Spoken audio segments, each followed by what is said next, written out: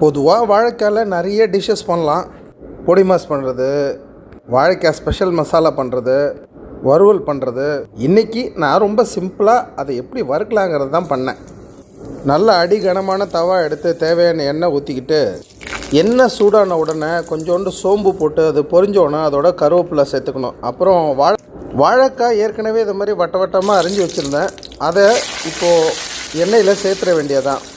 சேர்த்துட்டு இதில் ஸ்பெஷலாக மசாலாலாம் ஒன்றும் கிடையாது. மஞ்சப்பொடி, அதுக்கப்புறம் காரத்துக்கு தகுந்த மாதிரி மிளகாய் பொடி, அவ்வளோதான். இதோடு சேர்த்து கொஞ்சோண்டு உப்பு, இது எல்லாத்தையும் சேர்த்து முடித்த பிறகு என்ன பண்ணலான்னாக்கா, இது அந்த வாழைக்காயில் நல்லா பரவுற மாதிரி அப்படியே பிரட்டி விட்டுறணும். வாழைக்காயை உடச்சிடாமல் பிரட்டணும், அது ரொம்ப முக்கியம். ஓரளவுக்கு மசாலா எல்லா இடத்துலையும் பரவின பிறகு அதை மூடி வச்சுட்டு கொஞ்சம் நேரம் கழித்து மீண்டும் திறந்து இப்படி பிரட்டி விடணும். சிம்மில் வச்சு வறுத்தா போதும்.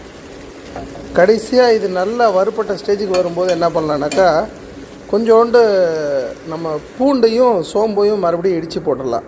ஒரு 4-5 பல் பூண்டு, அதோடு இன்னும் கொஞ்சம் சோம்பு எடுத்து போட்டு நல்லா இடித்து அதை அப்படியே பேஸ்ட்டு மாதிரி ஆக்கிடணும் அவசியம் இல்லை.